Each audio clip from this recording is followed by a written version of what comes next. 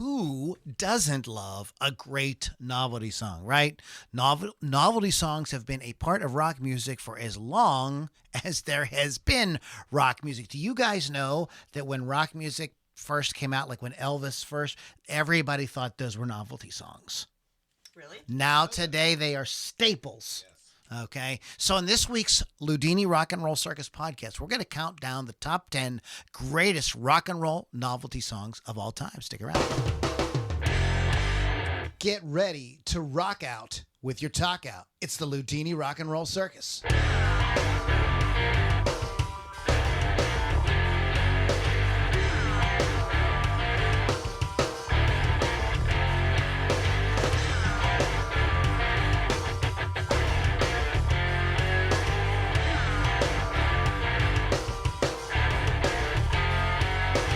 Moms and dads, boys and girls, children of all ages, welcome back to the Loudini Rock and Roll Circus. My name is Lou Lombardi, a.k.a. Loudini. I am the ringmaster of this wild and crazy podcast that we're going to do for you folks about novelty songs. We talk about all kind of crazy crap on this thing. Next week is the second week of the month already. And we are going to be discussing Walking to Clarksdale, the Page Plant album, essentially the only Led Zeppelin reunion kind of we ever really got, but it's great, and we're going to be excited to talk about that. And we have a lot of really cool podcasts coming up for you guys in the future, as well as we are working on one about the top 10 greatest fictional bands. Yes. Well, what was the movie we watched? You said you had to get, and I bought it on DVD, and we watched it. Fabulous Stains. The Fabulous Stains. Fabulous Stains. Fabulous Stains. Yeah, I mean that's a really good example. So anyway, we're always thinking and trying to keep you guys amused and entertained with our fantabulous yet misguided insights into rock music. We are giant rock fans. If it's got big loud guitars in your face, we're all about it here. Speaking of loud guitars in your face, and one of the ways to get the guitar in somebody's face is to have an awesome custom artwork. Chris refers to these things as paint jobs, but I think they're artwork. I mean, he takes what you got, and turns your instrument into a piece of art. Wolf's Customs, Chris Thunderwolf Dodson. Look him up on social media. Chris Thunderwolf Dodson, big supporter of our podcast for many years now. wolfscustoms.online. But he said the best way to get a hold of him is through social media. So look him up, check out what he's got. And if you're out there gigging, and it's not just guitars, whatever musical instrument you have, it's just kind of really cool to have something like really special that looks nothing like anybody else's guitar. So check that out. rockrageradio.com is where you want to go to hear great music content 24/7. Totally free of charge. It's an app. You go to rockrageradio.com, download the app, and then the rest is just like listening. It's that simple. You download and listen. Like, who doesn't love that? Easy peasy. Easy peasy. Right, exactly. So go to rockrageradio.com. Check that out. Speaking of Rock Rage Radio, we do have one of Rock Rage Radio's hottest shows represented here on the Loudini Rock and Roll Circus. I love how we have this sort of cross-pollination thing going on. But is that what it is? We have Lily V6. What's up? And Lily, what is your show again? My show is Hot Licks with Lily 6. It's on Thursdays, 6 p.m. Eastern Time on the free rockrageradio.com. Rock Rage Radio! Awesome. And wherever you're listening, hit the little... it's kind of a sideways V-shaped thing with two little dots on it. That means the share. You can share the podcast. So wherever you're listening, your Spotify, iTunes, you're watching it on YouTube, hit the share button right away and share with all your friends, because chances are if you dig it, they dig it, and it really helps us to reach a wider audience and continue to give you great podcasts every week.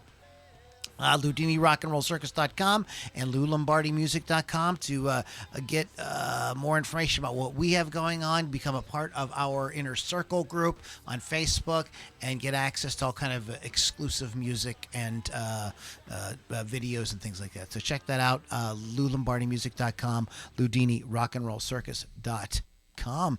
Oh, wow. So we had we're going to get into the topic, I promise. But we've been told to banter, so people like the banter. So we're going to get into the topic, but we're going to banter Bill Damiano. Sure.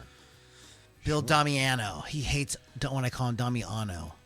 He really gets like a whole. Like he gets his back up on low it. Lombardi. Yeah. Low. Yeah, exactly. People don't but anyways, now we did something super fun last Tuesday. Oh didn't my we? gosh! We did do that. What did we do? Tell the kids at home what we did, guys. God, tell him, Lily. Tell him. We went to go see Anna Popovic and Stu's band, AC. The Resistors. Thank you. AC and the Resistors. Yes. So good times. It was a great show. It's the first time I ever got to see her live, and she blew me away. I'm not even going to lie. I enjoyed it a lot. That girl very can play guitar. And very energetic. Yes. Which is important to me to have some sort of a stage presence. Yes. It was it's Ana Popovic is a Serbian blues guitarist, singer, songwriter. Yeah, kind of styled in after Stevie Ray Vaughan in a fashion. Right. That's sort of thing. She has the great look, and she's a monster guitarist.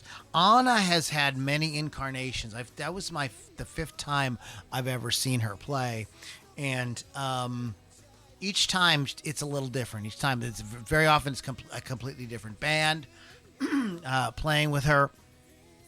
And she's gone from the sort of like actually she was any actual like band when she very first started was doing like alternative rock. Oh, So, really? yeah. Wow. She was very, very young. And, but when she came out, she sort of came out as a kind of Stevie Ray Vaughan kind of thing, guitar, bass drums, Stratocaster playing, just straight up that blues rock thing. Explored that for a while, did acoustic stuff, did real pop. That's like that sort of Bonnie Raitt, Keb Mo, Right, sure. pop blues kind of thing. You know what I mean? And right now, I think what she's doing now is absolutely insane. It's fan-frickin-tastic. It's a kind of her, like, if you know anything about her, she's a really hot guitar player, really, really smoking guitar player. Say you would have a really great guitar player like that fronting Tower of Power or James Brown. Yeah, there was some real nice funk to that. Or Prince or something like that. There was this whole thing going on with the horn section stuff that was just, what they were doing was just fan-frickin-tastic. It was so hot. And that was like my favorite incarnation of her, of her music there, which is just really, really good. If you get a chance, if she's coming to a city near you, I would definitely check out this tour. I was telling a buddy of mine, I was telling the Hawk, and he's like, yeah, he says, Stu played me some of her stuff. She's really good. I said, dude, like, that's nothing. You got to go see it. Because nothing like being in the room with it. Right. I mean, it was a real experience. They were really, really good. And of course, I did. And I'm not just blowing smoke. AC and the Resistors is a really tight band too. Like if you're in the Pittsburgh area, they play around a lot. Kind of blues rock, classic rock with blues, sort of together. Tony Corrado's a great guitar player, and he's a really good front man. So check those guys out as well. So that was our fun outing last Tuesday. Field trip. We had a good time. Yeah, a field trip. Field trip. Everybody had their permission slips, and they brought their brown bag lunch. And Yeah, it was delicious. No, I just ate loose fries off of his plate. I didn't bring a lunch. Fries. Okay. They're French. Fries. They're very Frenchy. Frenchies. The jig is up. Okay, now let's get. Do you want to start talking about novelty? I thought we were already being kind of a novelty act ourselves, right there. Feeling very novel tonight. I feel like tonight, Lily, is a kind of novel night. Is it? How many times can you say novel in one sentence? Not naval. Oh. You're not a naval doctor, are you? Oh, my goodness. What is that? That's a very specialized field. That kind of makes me sick to a think naval about it. doctor. Who's this guy? Gypsum Fluky. He does not come up on mine, so I don't know. I don't know what Gyp- that means. Is that Oh, what- that's somebody on. Dude. That's Yes? on Yes? YouTube. Oh, okay. Oh. Okay, cool. All right, then. So. That was- Well, thank you, YouTuber, There for you go. watching with us. Okay. Hello. So let's go ahead and get into our topic. We always start with Lily, so we're not going to break Ladies first. tradition. And so, Lily, what do you have? I know that Lily had a little computer error. I am having technical difficulties between my house and Lou's house, which is about 25 steps. Somehow my notes got all jumbled, but I will try my best here. The first song I have on my list is Three Little Pigs by Green Jelly. Oh, yeah, that's a great jam. Yes. Nice. I said jam. I did. got you. So see what I did there? You're sick. Song by American comedy rock band Green Jelly from their first video album, Serial Killer. Serial being cereal, not like this. Released by Zoo Entertainment in 1992 with the original band name Green Jello. The single was re-released on May 24th, 93 under the name Green Jelly due to the lawsuit between Jello and the band. Oh, boy. The song peaked at number 17 on the U.S. Billboard Hot 100 in the summer of 93. It stayed on the listing for Summer of 93. stayed on the listing for 20 weeks. The chart success can be partially attributed to the song's unique and heavily aired music video. The song was ranked number 35 on VH1's 40 Most Awesomely Bad Metal Songs Ever. What? The song's stop-motion claymation music video received regular rotation on MTV, and in 1993 it was certified gold by the RIAA. It was notable for being the first known music single to debut only in video form. When the music video, It is a great video. it is Yeah, fun. it's a great It's a lot of fun. When the music video was first shown on MTV, fans could buy the song on videotape, but not on CD. In 93, however, the single was finally released in CD form. There are two versions of the song. They had to change some lyrics. The original lyric, he was kind of stokin', spent most of his day just a ganja smokin'. The modified version is he was kind of stokin', spent most of his days in the sun just soakin'. However, the video retained pot culture references in this part of the song. So that is my first pick. Very good. Very good Crowd one. goes crazy. Good one. All right. Wow, they really liked it. They really liked No it. kidding. Wow, it's Lily. Thank you. You okay? Okay, so Wow. great pick. Yeah. That is one of those. It's on several playlists of mine. It's on my YouTube playlist. It's on my Spotify playlist. I just think it's bad. I think it's heavy as It really Yeah. is. I'll get the Oh, fuck yeah. out. You know what I mean? Like, it's wildly entertaining. Everybody sings to it whenever it comes on. So I mean, the only thing about that when you have a song like that, though, is that when people, if they go out and play live, all people probably stand there the whole time and play, play Three Little Pigs, Pretty play much. Three Little Pigs, play Three. There's one, they That's play, their there's signature that one now. guy, you Yeah. know what I mean? And he doesn't even have an excuse, like he's not autistic or anything, he's just a dick. he's just one of those guys. One of the dudes. He's the Freebird guy. There was I actually saw something like this happen. I was at one of those. I was a member of WYEP in Pittsburgh for a while, and I got, you got free passes to all kind of Yes. stuff to do. But they did this great thing over on the North Shore, and they brought a bunch of artists in. This was probably in the early 2000s that were like what I call YEP artists. These were the guys that were like their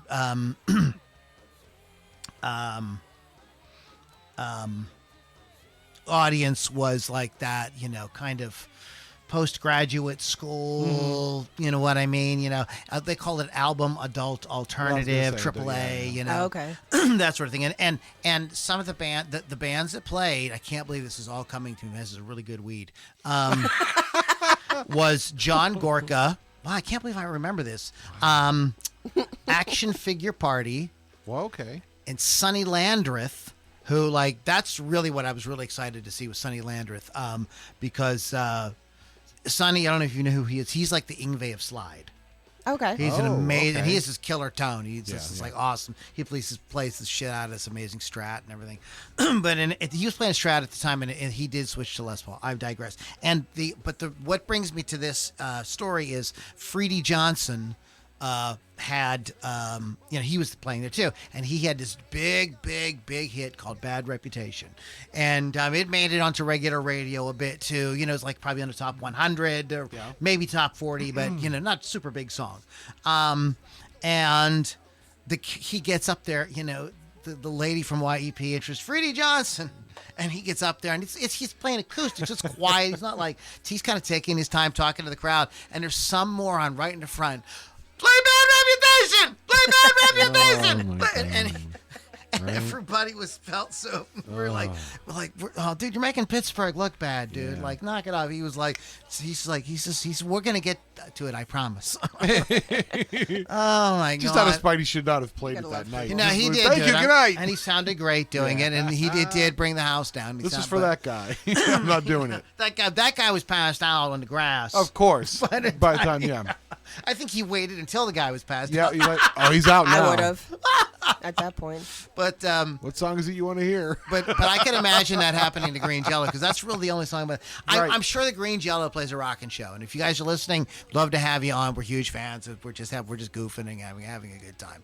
Mr. Pittsburgh Hey, how's it himself, going Mr. there? Kevin. All right, so I'm going to start with this one just because I have a kind of a funny story to go along with it. And I know Funny as in funny, ha ha. I'm going to make you laugh. I'm going to be your clown. What am I, like, you clown? You my clown? You're gonna be my clown? I'm your clown. What were you here to make me laugh? Tommy, you son of a bitch.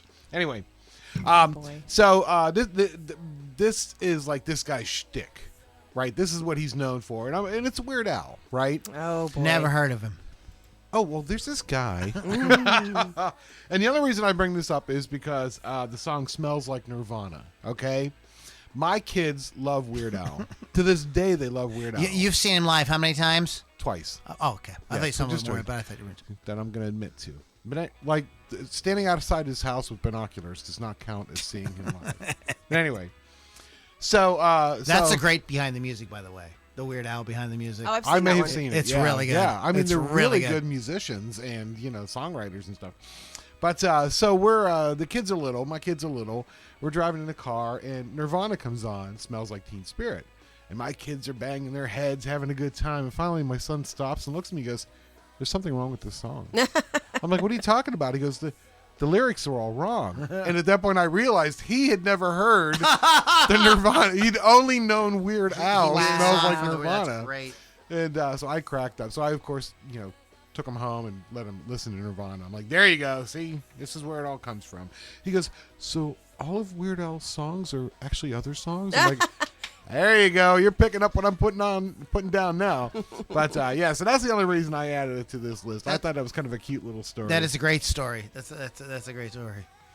He didn't realize it. Had though. no idea. He's like, well, that's a kind of testament, though, to how great Weird Al is, exactly. though, isn't it? Yeah. Like, to this day, I like the his not the American Pie, but this here. Oh, Anakin the guy. saga. Yeah, I like it better than Begins American or something, Pie. something like yeah. See, now, my choice for Weird Al, and I'm not going to sit here and read the whole thing, but White and Nerdy for you two. Shut up. Because I love you Wow. guys. Wow. You have a strange way of This showing is love. Lily's last week. We'd like to thank her for all her Bye. service with us. But no. That backfired quickly. That escalated quickly. I was going to say that one for you two. Thanks, buddy. Oh, welcome. Am I wrong? No. No, you're not. That's the sad part. I want to talk about Don't Look, Ethel! There you go. She'd already been incensed. Oh, God. Here we go. I actually probably should have picked The Day the Squirrel Went Berserk. That's actually probably my a good favorite one. But The Streak is the most famous. Yes, sir. And oh man, so you guys, here's young whippersnappers out They there, don't understand. don't remember there was this thing that happened in the late 70s, this fad that happened in the 70s called streaking. And it was just a thing where people would take off all their clothes and then they would like kind of like bomb a baseball football game, a games or baseball yeah. game, a funeral, a church service, and they would just run by naked as fast as they could. And it happened at on televised sporting events. There we go. We have a streaker. Yeah. And we're the days. And it was naughty but harmless. Right. Nobody you know got what I mean? hurt. Like, yeah, it was, yeah. You know what I mean? And like, usually the cops and stuff were pretty easy on once they caught the person. It wasn't like that big of a deal. It was like, don't do it again, kind of thing. Oh, you can't do that now, though. Forget Oh, that. no. Yeah, well, yeah, we live in a different. As long as you wear a mask. You wear a mask and you're streaking, you're okay. We weren't You're arresting you okay. for streaking. We're arresting you because you weren't wearing a mask. I mean, that's legit. Too legit to quit. That's what we are here at the Loudini Rock and Roll Circus. Hells yes. Tell him, Bones. Thank you. Bones knows why. Bones is here. He's here. He's drunk, though. Yeah, he's all right. He's a little- He's doing okay. He's Yeah, doing he okay. works He's got for beer.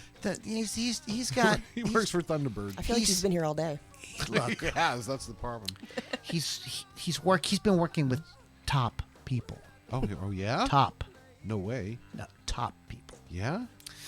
Stevens was inspired to write The Streak after reading an article about streaking, which was a fad. It just meant, especially among college students, ran around naked in public. Okay, you get the idea. By the time Stevens recorded this, a bunch of other songs about streaking had already been released. He took it to a Nashville radio station, and the song got a great response when they played it. Mm-hmm. Stevens recalled in an interview with Bart Herbison of Nashville Songwriters Association International, there were about a dozen other records about streaking on the market before I could get mine out. Really? And I was pretty fast.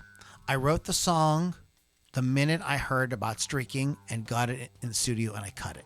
People were just, I don't know how they got their records out so fast, but they weren't all that good. When mine came out, it took the market. It was the one the radio liked. In other words, it was well crafted. 5 days after it was released, one of the most high-profile streaks took place at the Academy Awards. When advertising executive Robert Opel streaked past David Niven live on TV. This added to the public's fascination with streaking and helped the song become a huge hit. I wonder if, maybe Ray Stevens' publicist or somebody paid Somebody. paid Robert Opel to do that. We got the song, it's the kind of shit that happened. And it still happens in the entertainment industry. You know what I mean? Yeah. Again, harmless though, just like streaking, totally harmless. It's a great song, and there's even a music video. Later on, they did make a music video of it. It's corny, but and I don't know if the kids would even get the song. Maybe not. They may Yeah, it may it's a little mean dated. nothing to them. But it was a big hit, and streaking was a really fun fad. Fad. Okay, I said fad, not the FAG word. I didn't say that either. It's just how streaking a I didn't say fag. No. That's what you. That's What's a that's when you- cigarette? That's Why a you- cigarette. Why would you? Anyway, so we got Lily V6. What's going on We with do Lily have me. V6? So my next one on my list is Barbie Girl Oh, by yeah. Aqua from, I think, 1996. Half my notes are gone. Happy world. No, 97. Third single from the group's debut studio album, Aquarium. It was written after one of the people in the group's Rusted saw an exhibit in Denmark that featured Barbie dolls. The song topped the charts worldwide, particularly in European countries such as the United Kingdom, where it was a #1 hit for 4 weeks and remains one of the best-selling singles of all time. In the U.S., it peaked at #7 on the Billboard, where it remains Aqua's biggest hit single, and their only one to reach the top 10. It is their most popular song, sadly. They do have others. This is the one that made it anywhere. It also became the subject of the controversial lawsuit by Mattel, of course, versus MCA Records. So, yeah. And it's very catchy, and I do find myself singing to it when it comes on. Yeah, I don't. I have one, and that's I would do put that. in the same vein that came out in this century on my list is it's a it's a silly You're song, silly. Do you guys want to know what a novelty song actually is? Yes. Sure, I did have that in my notes originally, but those are gone now. They're gone. Okay. They're in the stratosphere. They went bye-bye. So this is from Britannica.com, so it's got to be legit, right? Right. You would think. Yeah. Novelty song, popular song that is either written and performed as a novelty or that becomes a novelty when removed from its original context. Regardless of which of these two categories applies, the assumption is that the song is popular because of its novelty, because it sounds different from everything else being played on the radio or jukebox. It follows that novelty hits are unique. The second time around, the sound is no longer novel. However, a novelty song can change people's listening assumptions, and hits that the record industry has treated as novelties have often turned out to be precursors to new musical styles. We were saying earlier, when Elvis came out, everybody thought, those were novelty songs. Songs written and performed as novelties have usually been comic songs in tradition that goes back to British hall music. Hits such as Laughing Policeman, or Bill Buchanan and Dickie Goodman's The Flying Saucer. And, of course, who could forget Sheb Wooley's Flying Purple People Eater, which I think we're going to be talking about later. These things sold particularly well. Comedians like Stan Freyberg and Peter Sellers were specializing in musical satire. But the market for joke records started to decline in the 50s, and because there was a lot of children's things. That was one of the reasons. The second, comedy and music scenes diverged as comedians moved from radio to television. There were comedies aimed primarily at youth. So there were some things that changed. Non-comic novelty songs either reflect non-musical events. The British charts fill up football-related songs during the World Cup competition, for instance, or show off new instrumental sounds. The Torpedoes hit Telstar, which was the first of many electronic novelties.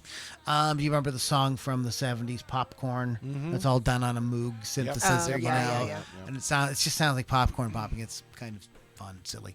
This is the context in which a second category of a novelty song is significant. Sort of exotic hits across the world to be heard on Western radio, the African song Tom Hark, and some stuff like that. So there's a lot of this is a long tradition going like way back to like the beginning of everything, and just some songs that you guys may know, like Rick D's Disco Duck. Yes. Was a sort of like also a big disco hit as well. It wasn't just, and Rapper's Delight came out, and people originally treated that as a novelty song. Now so different rap and so became, new, a whole musical genre. So sometimes that's the way that a new musical style gets kind of gets snuck in. It's funny. Or it's novelty, or has some little different thing to it. It's novel. Not a novel, just novel. Yeah, it's tough. It's tough when something like that happens because, like a lot of bands, like after Nirvana broke, any band that even that was just even instrumentally like that was say, oh, they're just trying to be Nirvana. Bush took a lot of shit over that, stuff like that. Anyway, so that's a little bit of a kind of thing about, little background on what a novelty song actually is. Whose turn is it? What you want to talk about there, Mr. Pittsburgh? Well, before the podcast, you and I were sitting here talking. I wrote one down that just popped into my head. But guess what? You just mentioned it. It was Rick D's Disco Duck. Also on my list. Yeah, so there you go. Do you want to fill in the details on it, Lil? Do you have Lily? I will find the details on it in quick second. If I could do Donald Duck, I would Disco Duck. Performed by Rick Dees and his cast of idiots. Basically. At the like time, us. Dees was a Memphis disc jockey. It became #1 hit on the Billboard Hot 100 for 1 week in October of '76. Also made the top 20 on the Billboard Hot Soul Singles chart, peaking at number 15. Wow. It was initially released in the South by Estelle Axton's Freetone label, but it was later released by RSO Records for national and international distribution. The song earned a 1977 People's Choice Award for Favorite New Song. Yeah, well. People's Choice. 70s were messed Disco up. Duck. Yeah. Wow. It's There's a Donald Duck-esque voice as the main plot point. The story within Disco Duck centers on a man at a dance party who is overcome by the urge to get up and get down in a duck-like manner. When the music stops, he sits down, but when he decides to get up and dance again, he finds that everyone in the room is now doing his dance. So there it is. I mean, that came out. I was just a kid, so the novelty of hearing the Donald Duck voice. It probably was like, oh, yay, Disney. Right, but I knew guys that were like 2 years older than me, and they're like, "What is wrong with you?" I'm like, "It's a great song." Like, no, it's not. Now, in my 50s, I realize, understand. no, it's not. Yeah. So there you go. We could stay in the 70s all day. We could. And we 60s. could. There's a lot of 60s. But we are going to dip into something a little bit more moderner. Okay. And I think the Tenacious D, Oh yeah. novelty or not, writes really great rock songs. And this is absolutely one of them. Tribute. Oh, boy. From the album Tenacious D from 2001. The song finds Jack Black and Kyle Gass of Tenacious D hitchhiking down the road when Satan appears. Alright, it's great. Yep. And tells him to play the best song in the world, or he will eat their souls. Forgetting what the greatest song in the world is, they play something else as a tribute, and it's dedicated. And it's decided that song is now the best song in the world. According to Jack Black, he played One by Metallica to Gass and called it the best song in the world. They wanted to make something close to it, but instead decided to make a tribute to it. The Stairway to Heaven riff at the end probably signifies the general view that the song is the best song in the world. The devil in the song's voice is Foo Fighters singer and Nirvana drummer Dave Grohl. He did play on the album. Warren Fitzgerald of legendary punk band The Vandals contributed the guitar solo on this song. Warren and Kyle have worked together on other projects before, such as Kung Fu Records TV show called Fear of Punk Planet. Ben Stiller makes a brief appearance as a passerby. He's wearing a black jacket and carrying a bag. I did not realize that. This is a reference to the video. Mm-hmm. I think that this explanation is a smidge off. Only then the fact that they do write the best song in the world. Like they play, that's what they play for Satan. Right. But like later they couldn't remember it.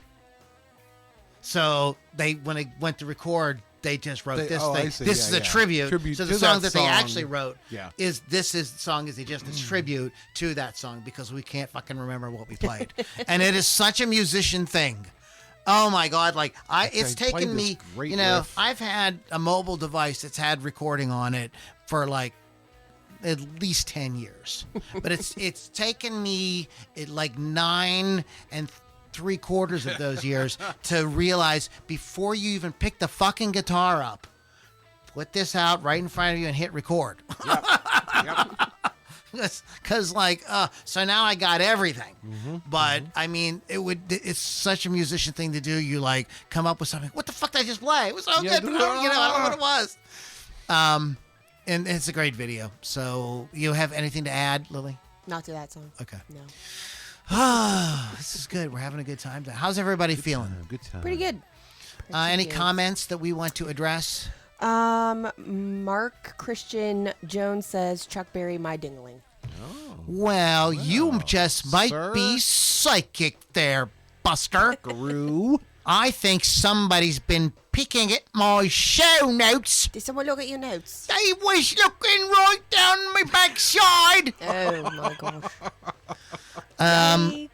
So here's the thing. Yeah. My Ding-a-ling is on the list. I think it's on all of our lists. It's not on my list. Oh, it's not? So we're Write going it to down. talk about my Ding-a-ling next. Your Ding-a-ling. Yes. Specifically? Specifically. Specifically?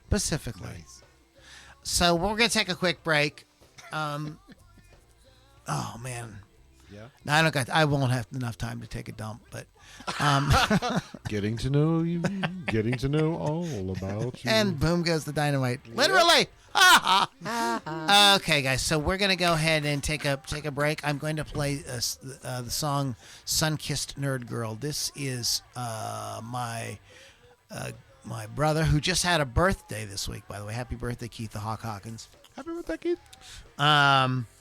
He's just turned 27. I thought he was That's 25. awesome. He's about to join. Hopefully, he won't join the 27 club. But anyways, looks 25. shouldn't even joke about that. But this is a song with Keith on drums and myself on pretty much everything else, and Chris Ruane from Fist Fight in the Parking Lot mixed the whole thing and made it sound awesome. So we'll be right back. Sun-Kissed Nerd Girl on the Loudini Rock and Roll Circus podcast.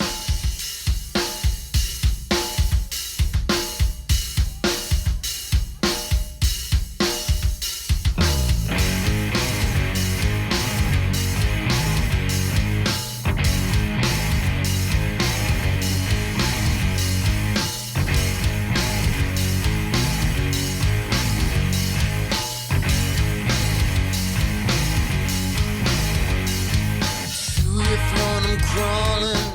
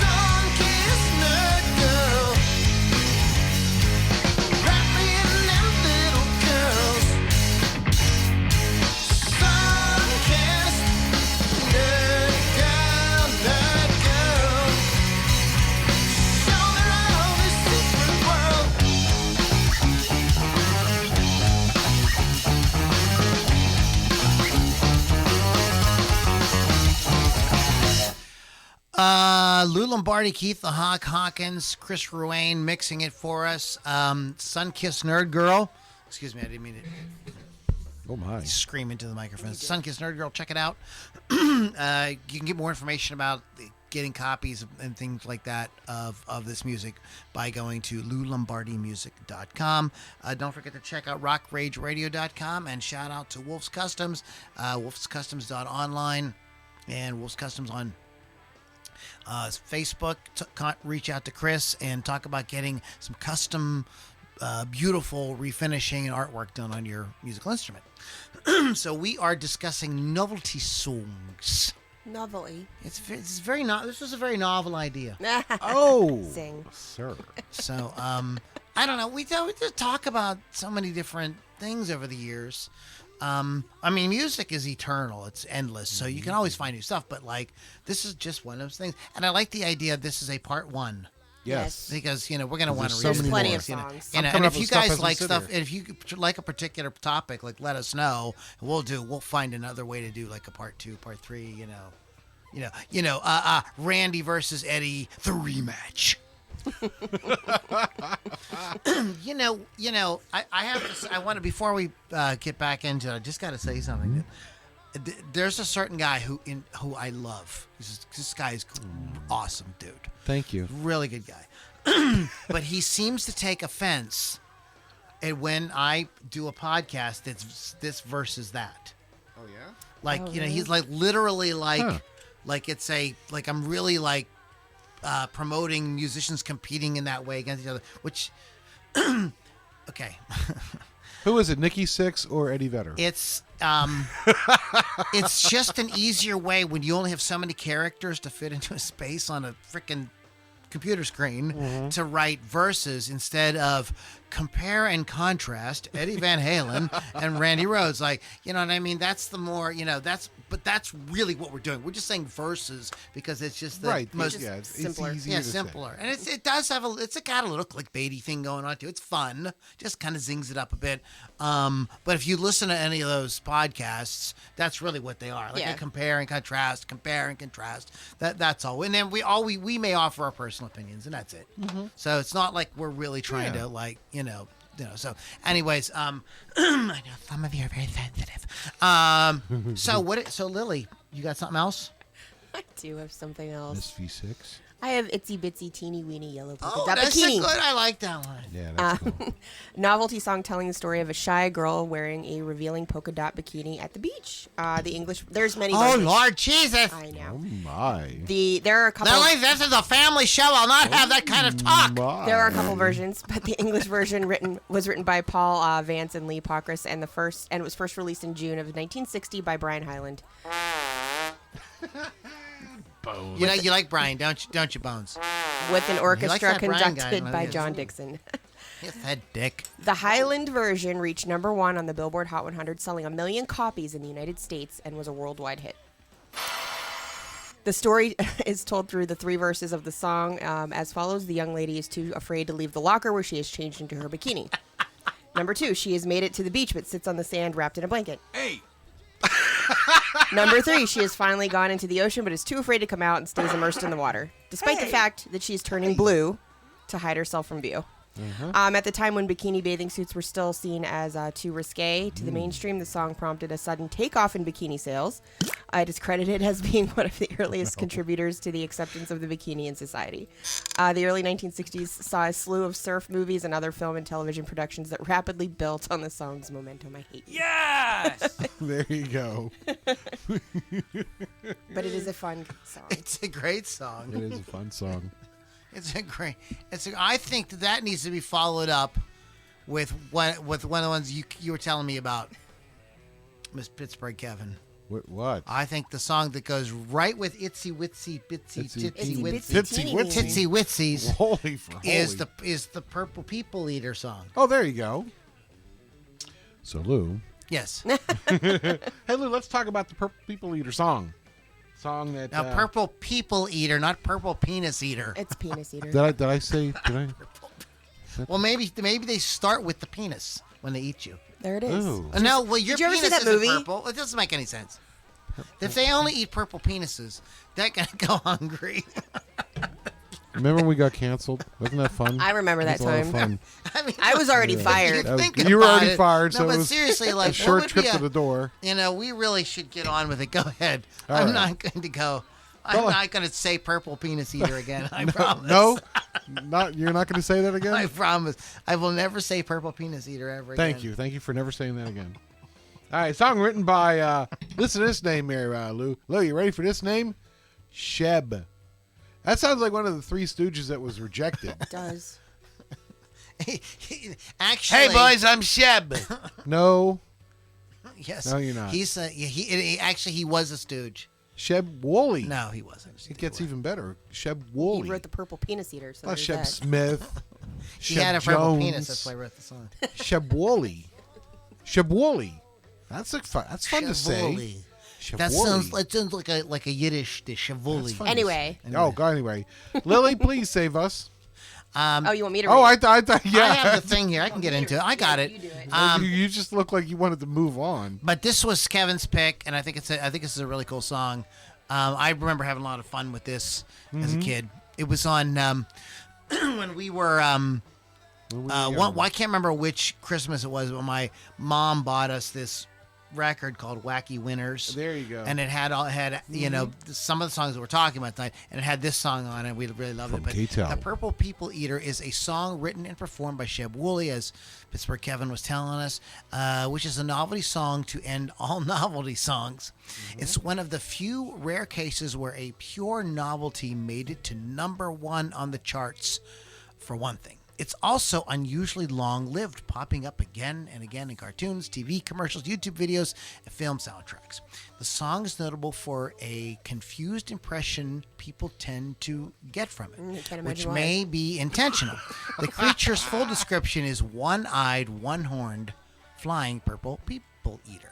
But the lyrics make it clear that this is a creature who eats purple people eater. Yet, whenever anyone asks to depict the figure, they invariably make the creature itself purple.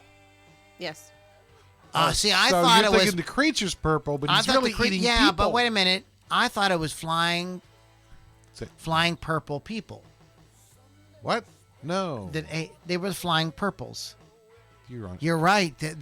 Man. Wow. Kids. Did it ruin your whole Just My say mind no. is blown. Kids, just say Right through your no. face. Wow, I'm Right just there. really, I You understand don't. now? I'm not sure that I can continue Are you okay? at this juncture. Mine. There it goes. There's the Purple People Eater. I mean, I just don't know what's going to happen now. Wow. I'm completely beside myself, but I will do my best. Okay. The show must go on, as they say. Sure. So I will do my best to continue. Okay. I can't really believe that I get in public Really? and talk like this. I can. Sometimes it's like a little part of me steps outside of myself and says, do you fucking hear yourself? You hear it later, don't you? Yeah. You sound like a maniac. Okay, let's get back to this. Okay. Yeah. So when most people are asked to depict the figure, they invariably make the creature itself purple, suggesting that it will eat people of any color. Natural impression to get, considering the hail of adjectives. Incidentally, we also know that it isn't a one-eyed creature who eats one-horned flying purple people, because the lyrics also have the creature playing rock and roll music through the horn on its head. Yes. And also it is the creature itself who flies, because the lyrics say it came down to I'm like done. Anyway, no, it's let's very. move on. It's So, Wow, so, we're so in other really words, so in other confused. words, here's let me just summarize. Yeah, okay. The lyrics are insanely clever. That's Yes. what they're doing. It's like a play upon words, upon words, upon words, and it could be depending how you. That's why I'm I confused. mean, it's very. Yeah, You just need to see the movie. yeah. There's a movie? There is. Wow. It's in the film Contact. Yes, it is. Yeah. So what movie? It's the Purple People Eater. It's a movie.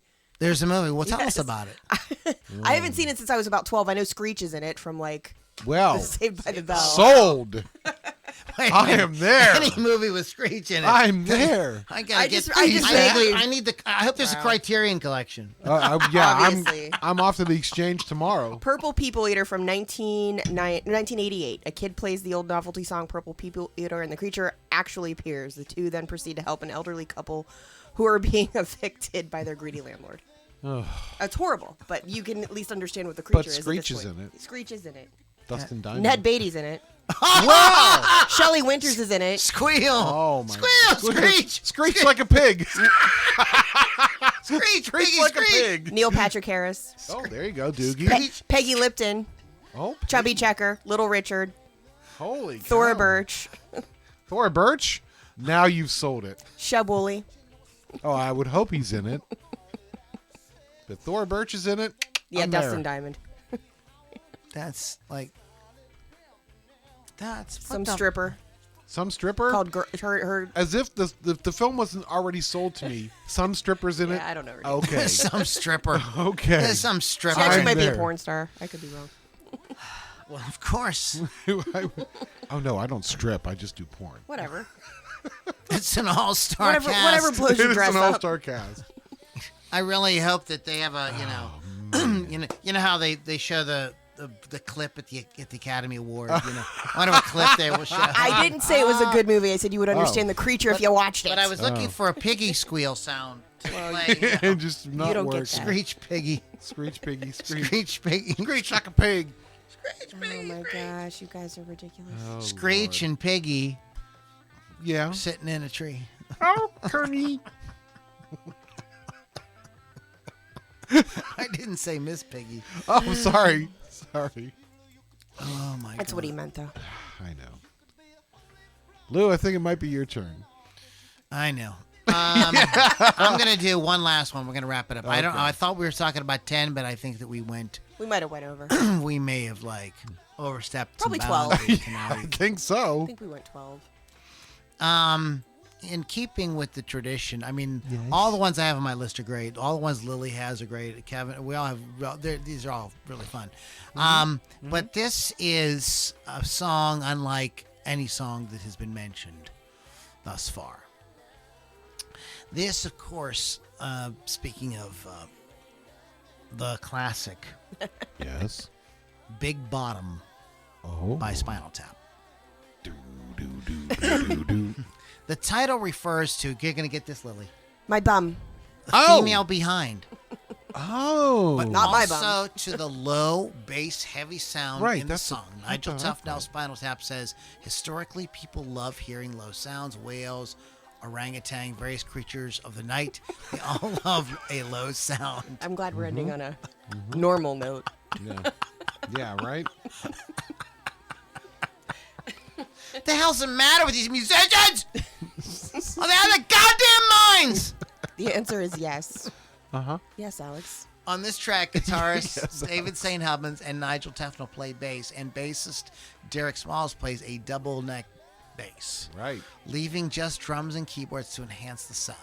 When Tufnell briefly left the band, they had the keyboard player double up his bass pedal to perform this live. He's got two Had to have hands. enough. He's got two hands. Conway Twitty had tight fitting jeans, and Dr. Hook had My Baby Makes Her Blue Jeans Talk. But this was the first heavy metal booty song. Right. The lyrics are filled with sexual euphemisms, including the don't famous say. couplet, "My baby fits me like a flesh tuxedo. I'd like to sink her with my pink torpedo." That's poetic. That's lots of love song. That is. Right? Was originally released on their Smell the Glove. Don't really want to. We're not forcing him to smell the glove. I'm not forcing him to spell the glove. I got to turn that off or we're going to get sued. What I was playing, the music ended and Other stuff other started. stuff started. We can still talk like Spinal Tap, though. Yes, we can. What? Anyways, the song shout outs to current novelty hits of the time, such as the Royalties' Short Shorts and the Champs' Tequila. Apparently, the creature is also a fan of Little Richard as he sings something resembling Tutti Frutti. I am. You're back at the I'm Purple back People at the Eater. Purple People Going? Eater. Oh, Lily, save me. Please help us. Send your tax-deductible dollars to Loudini Rock and Roll Circus. Care Yeah. of this station. There it is. Somebody put the wrong. Somebody handed me Somebody the wrong did? notes. Somebody Bones did it. Yeah, Bones. He's silent. Now, not saying shit. Yeah, he knows. He ran. Who's been a bad He went to go Bones? poop now. Who's been a bad Harry Bones? Shearer, who plays, and some of you may know the name from The Simpsons. And all that kind of Simpsons, stuff. Does a lot of right, voice right. work. Who plays Derek Smalls, is a real bass player and often works on music with his wife, the singer-songwriter Judith Owen. Harry says the band has done a few different arrangements of the song, and they love playing it. Regarding his bass aspirations, he told Song Facts, "I practice every day, and my real love right now is the upright bass. But I love playing both instruments. I live in a city full of great musicians. I know where I am in that pecking order. I'm fine with that. I don't have any illusions. I'm an amateur, but I work hard, and I've been allowed to get on stage and jam with some great acts down here. That's happened from time to time, and I felt incredibly privileged and extremely nervous, but I love to play." Spinal Tap was the subject of the 1984 film This Is Spinal Tap, which is directed by Rob Reiner, Christopher Guest, Michael McKean, and Harry Shearer playing the band members. These four guys wrote all the songs for the movie and were used for the soundtrack album. In 1992, the band released another album called Break Like the Wind and toured to promote it. You're listening to the smooth sounds of Loudini Rock and Roll Hi, Circus. I'm Delilah. Wow. And that just puts us into Airheads with the same guy. So there's that. There you go. See? The sounds of the rain. Oh my God. Lord Anyway, so those are Jesus. novelty songs. I hope you guys had fun with that. We have fun kind of no matter what we talk about, right? Yes. We sure Correct. do. I'm not going to lay any heavy trip on you guys this week about anything. As you know, good times. Oh, well, this is kind of a bummer note, but in this day in Yes. 1959, Buddy Holly was buried in Lubbock, Texas. His tombstone reads Holly, the correct spelling of his given surname, and includes pictures of a guitar. That's some sad. That's some sad shit. Don't Rest cry. in peace, buddy. Maybe, Yes? maybe like they should get Spinal Tap to play or something to cheer him I up. don't know. Cheer 'em up. That's a good idea. That would cheer him up, wouldn't it? Yeah, no. Well, there's a scene in the movie where they go to Grace. They go to great. Yeah. Anyways, this day in 1959, New Orleans blues guitarist Guitar Slim died of pneumonia. So Wow, far, you're just a bummer. This is just like a Holy piece of shit. cow. I apologize in advance Wow. for what I just said. I apologize in advance for what I just said. Somebody needs Well, a just nap. get it out of the way. Somebody needs a been nap. It's been a great day. It's a good feeling to know you're alive. It's such a happy feeling. You feel it inside. when The you first all right. Beatles song What? single, Please Please Me, was released on this day in the U.S. on the VJ label. The Beatles did something on this day? Yeah, 1963. You don't say. Wow. And then a year later, Pan Yeah. Am Flight 101 was greeted by over 5,000 Beatles fans as it arrived in New York's JFK Airport, bringing the Beatles to the U.S. for the first time, causing riotous Love you, scenes as they Beatles. touched down. Only 5,000? Oh, yes, we do. There is a Yes. great story.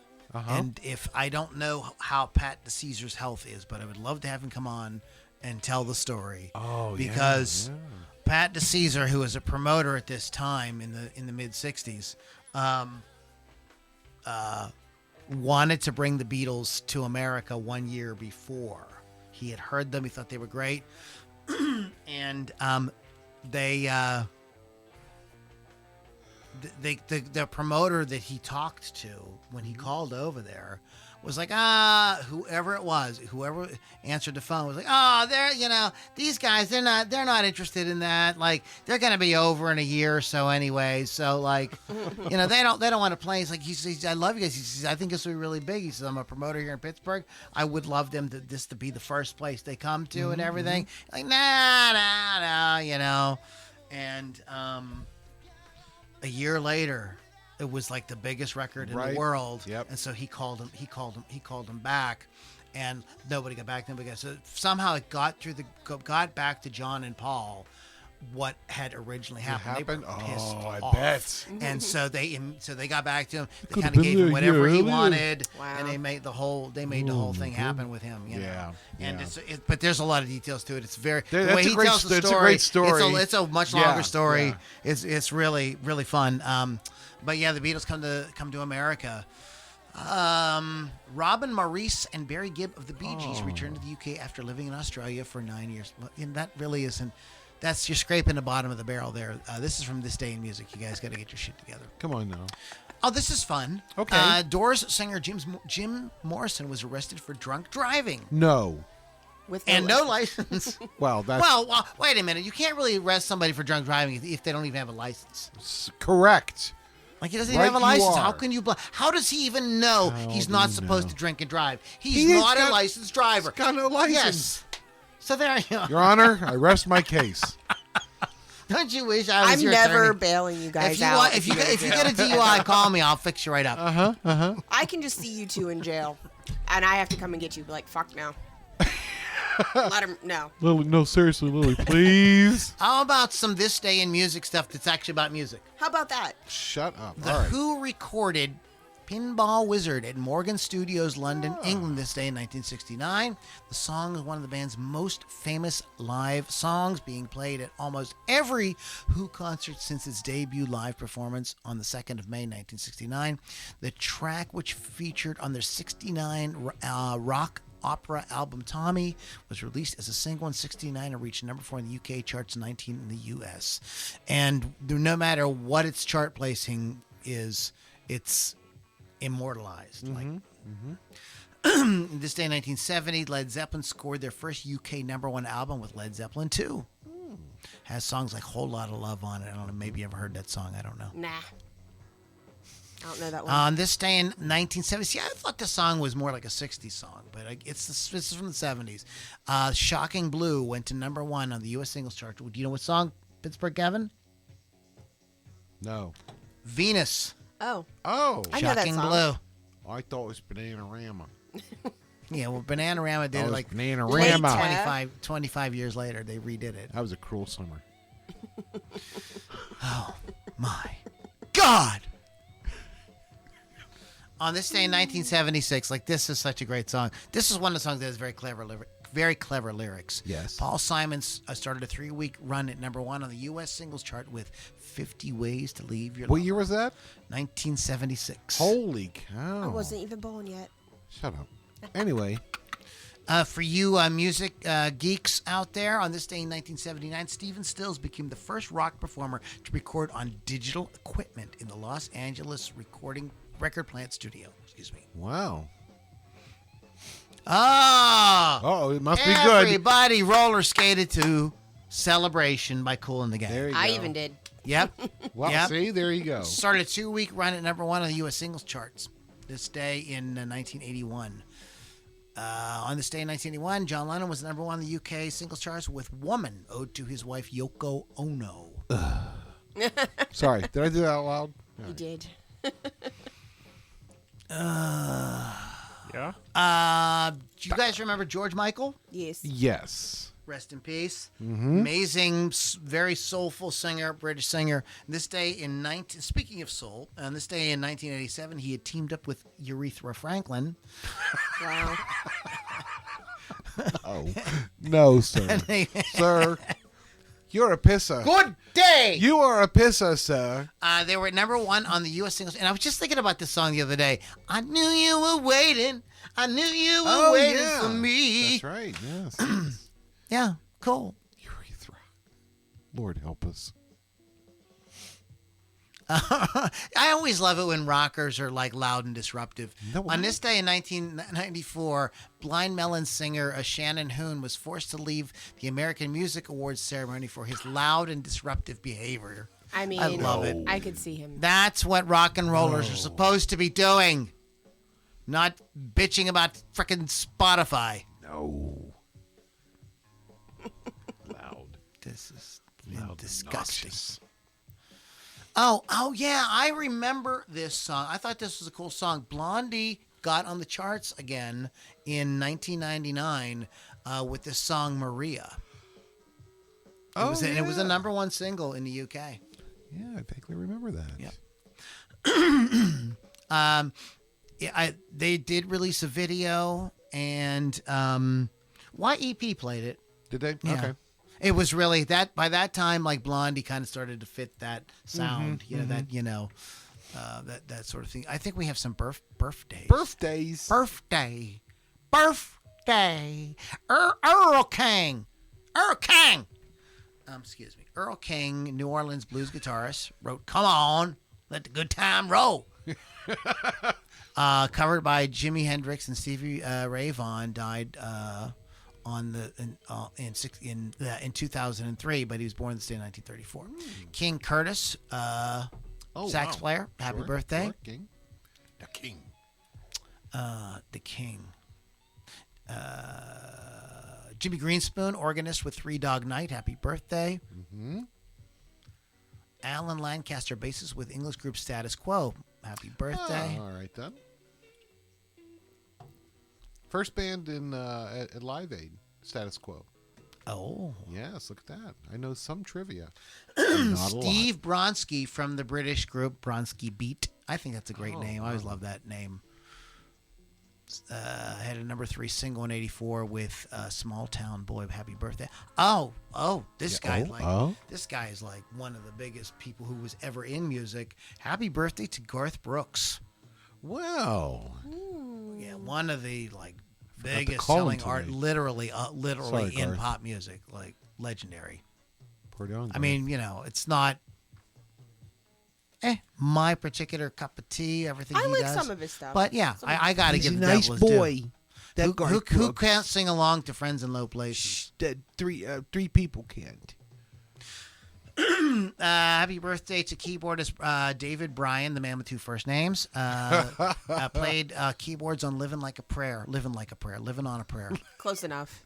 Living Like a Prayer. We know what you're talking Living about. like a prayer. Oh, Sully Erna, guitarist, vocalist for Godsmack. There's a good rocker. Oh, there you go. That's a good rocker. Rucker? Sure. Rutger. They're what? Rutger! Rutger. Hardly know her. Wow. I can't even stand Sorry about you. that. What? I was waiting for you to say that all day. Yeah, I know. It's just how I Can't show my even love, stand guys. you. It's just how I show my love. Stand you. I can't stand you. It's either I can't hate stand you, I you, can't Ziz. stand Stand you. yeah. Or you just I call never us say I love you. nerds. No, You you are never. nerds. You never do. Nerds.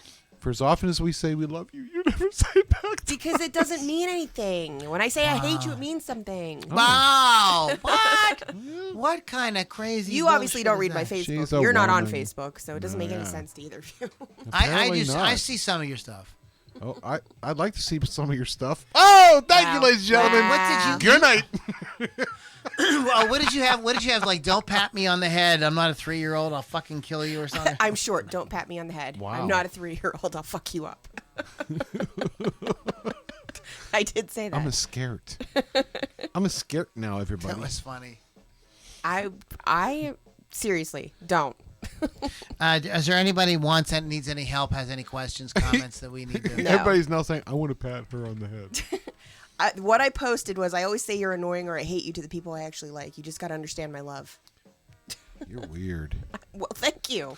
They're coming to take me away. Uh-huh. Ha Yes. ha. To the funny farm. And there's very little music in that. That's a It's really like a drum. Yeah. it's really kind of haunting and weird. Yeah. Why are we talking about it? It's kind of strange. But there's a whole bunch. It's a I novelty didn't song. know. I didn't know if somebody's birthday related to that song. No, was he's today. Oh, he's you're reading just- comments. Oh, sorry. Yeah. It just We're says actually Facebook user. I'm sorry, I can't see you. I will look for it. Gene Gunderson. Oh, Gene. Oh yeah, Gene Gunderson there. Gene, Tammy. Facebook user. The crowd goes wild. Let me find that one. we are actually broadcasting from The the crowd Funny goes Farm. wild is Chris Jamrock. Who else do we have here? I don't know who the rest of those people are. Bill Damiano's Ola. Hola. Hola. ¿Qué pasa? But there's so many. I don't want to talk about too many, but there's the whole bunch. I have some on my There's so list we many. never even talked I have about about. 5 more on my list that we didn't even get to. So Yeah, we've got plenty of Yeah, time. we can come back to this topic anytime you guys feel so inclined. Next week, we're gonna be talking about our album, and boy, like everybody wanted Led Zeppelin to like reunite and do something. You know, they all wanted. Everybody was like, but they never like till way later when they did that. You know, after the Kennedy Award or whatever that was that they got, the Kennedy Center thing, and then they did like 3-4 shows. You know. Yep.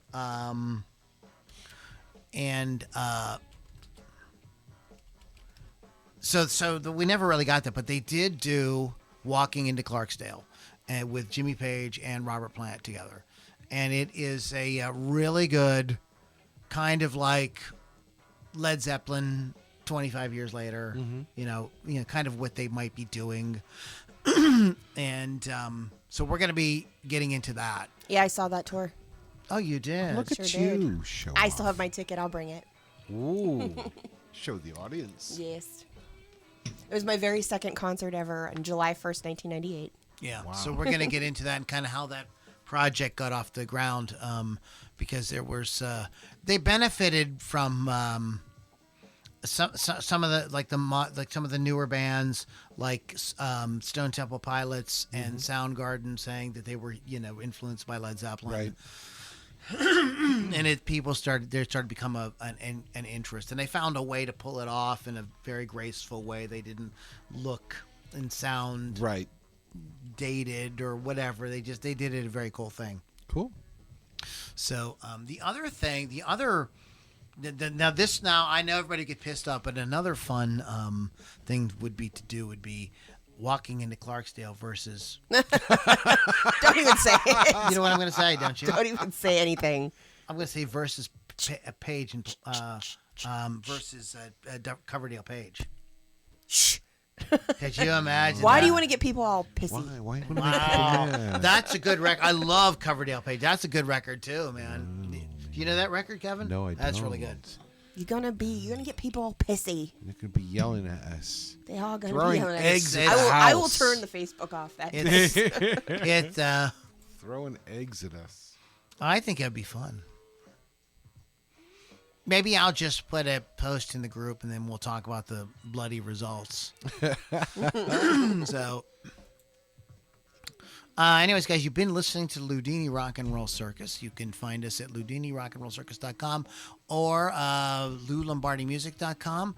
The music that you've been hearing in the background and all this, not this. Apparently, Jimi Hendrix keeps wanting to play on my podcast, which I do really appreciate, Jimmy. I really nice of do. him. But we can't have you doing that. We're going to get in trouble. But in any case, the music you've been hearing in the background and stuff like that, if you're interested in that, you like that, get a hold of us at loulombardimusic.com. And there's a lot of cool benefits. You find out about new stuff coming out, all kind of cool things. So check that out. RockRageRadio.com. Download the app. And don't forget, if you are a musician, check out getting a very artistic, beautiful custom paint job done on your musical instrument by Wolf's Customs. Find them on social media. Lily, go ahead and fill us in again on what you have going on. My show on Thursdays is Hot Licks with Lily Six. RockRageRadio.com. Get the free app.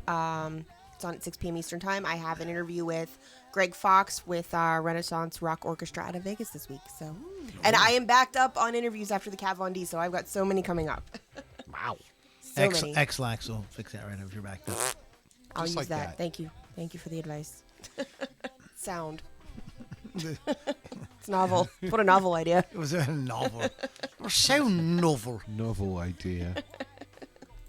Oh, and apparently I will be emceeing a show coming up at Kendrew's with RFL Records, MK Music, Sambone Promos, Jeff Carlson Band After the Fall in Westlake. So that is happening in April. That sounds groovy. I know. So, but I am the rockinest diva of them all. So it says. Wow. All right, guys. Thank you, Mr. Pittsburgh Kevin, Always a pleasure. for joining us as Always well. a pleasure. You guys have a Bones. He's flat on his ass. I don't know what he's doing. Drunk. Oh, Oh, no wonder I only have Speaking like of half a flat on bottle of the vodka left. Anyways, guys, thank you so much for listening, and we will catch all y'all, and I do mean all y'all, all y'all, Alcohol. all y'all's alcohol Alcohol. on the next Loudini Rock and Roll Drive. Oh boy. Have a good one. See ya. Be a holy prophet, get a blessing off that you could fast for 50 days. You could shake hands with the devil if you like the